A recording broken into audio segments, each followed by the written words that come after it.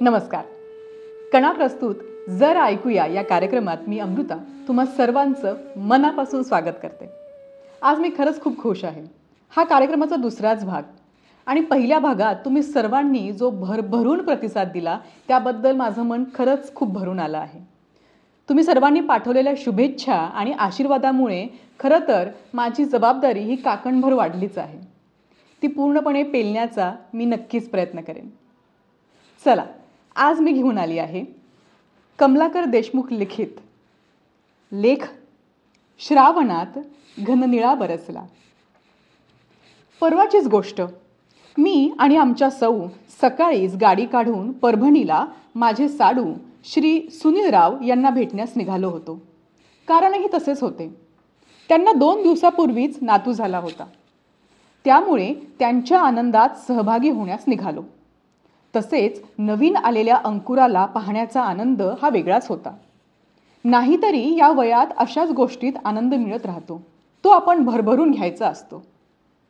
म्हणून सकाळी 7 वाजताच निघालो. काही अंतर गेल्यावर राज्यमार्ग सोडून जवळच्या रस्त्याने लवकर पोहोचता येईल म्हणून गाडी मधल्या रस्त्याने घातली. साहजिकच रस्त्याने अजिबात गर्दी वा वाहतूक नव्हती. पण जागोजागी खेडोपाड्याच्या वस्त्या लागत होत्या. त्यामुळे गाडी संथपणे एकाच लयीत चालत होती. वर आकाश मात्र गच्च आभाळाने भरून आलेलं होतं. तर सुखद थंड हवा मनाला प्रसन्न करत होती. ऊन पावसाचा खेळ चालूच होता. नेटकीच श्रावण सर येऊन गेल्यामुळे वातावरणात प्रसन्नता होती. आपण सकाळीच बाहेर पडल्याचा मनोमन आनंद होत होता. चैतन्य चैतन्य म्हणतात ते हेच याची अनुभूती मिळत होती. तेवढ्यात एका छोट्या वस्तीजवळ झाडाखाली टपरी पाहिली. हॉटेलचा पोरगा बनवत असलेल्या वाफाळलेल्या चहाकडे पाहून चहा घेण्याचा मोह नाही झाला तर नवलच. म्हणून गाडी एका कडेला घेऊन टपरीजवळ थांबवली आणि दोघे खाली उतरलो. त्याला 2 कमी साखरेचे चहा करण्याची ऑर्डर देऊन सहजच आजूबाजूला पाहू लागलो. तर समोरच 50 पावलावर वस्तीला खेटून एका मोठ्या लिंबाच्या झाडाला झोका बांधलेला. किमान 10-15 मुली बाया झोका खेळण्यात दंग. नुसता किलबिलाट चालू होता. तर सगळ्या जणी खूप नटलेल्या होत्या. हाताला भरगच्च मेहंदी, हात भरून हिरव्या बांगड्या व नवीन ड्रेस, साड्या आणि डोक्यात माळलेल्या फुलांच्या वेण्यामुळे सर्वजणी अधिकच खुलून दिसत होत्या. एकूण काय तर आजूबाजूला हिरव्यागार नटलेल्या धरित्रीशी या स्पर्धाच करत होत्या. मी नकळत माझ्या बालपणात म्हणजे जवळजवळ 50-60 वर्ष आधी गेलो. त्यावेळी नागपंचमीचा काही वेगळाच आनंद होता. गावखेडी खूप शांत व निसर्गासोबत चालणारी होती.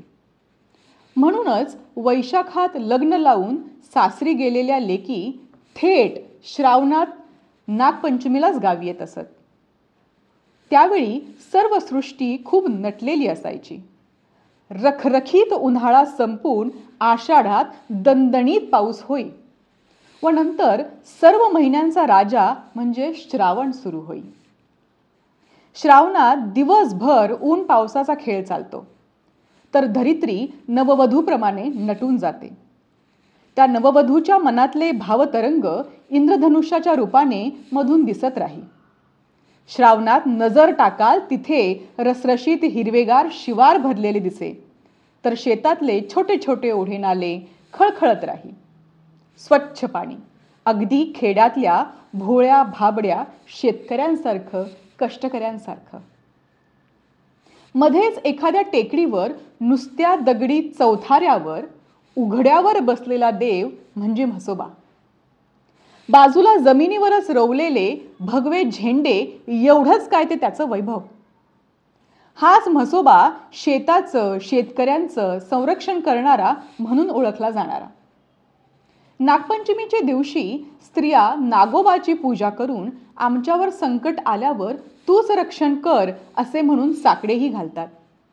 हाच नागराजा महिलांचा पाठीराखा तर शेतकऱ्यांचा मित्र म्हणून ओळखला जातो, कारण त्याने पिकवलेले धान्य उंदीर व इतर किडे मकोडे फस्त करतात. तेव्हा हाच नागोबा त्या उंदरांना खाऊन पिकाचे संरक्षण करतो. त्यामुळेच त्याची पूजा करण्याची प्रथा आधी काळापासून चालू आहे.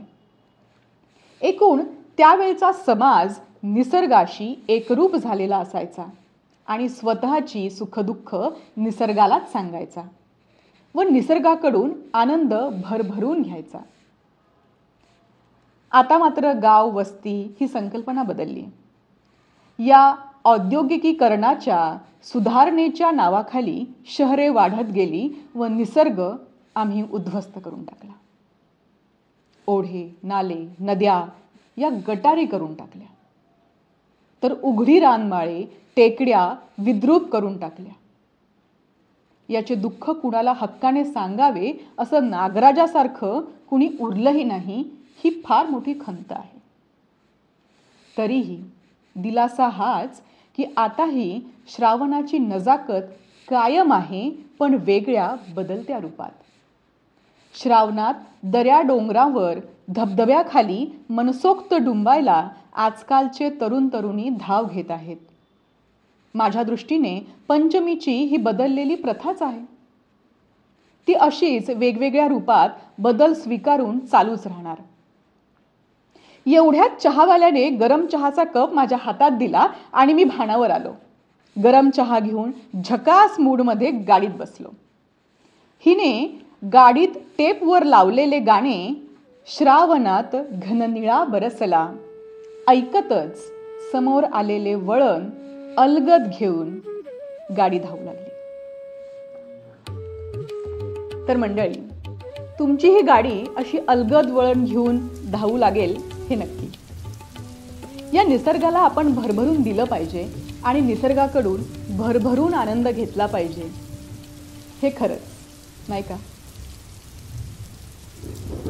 धन्यवाद.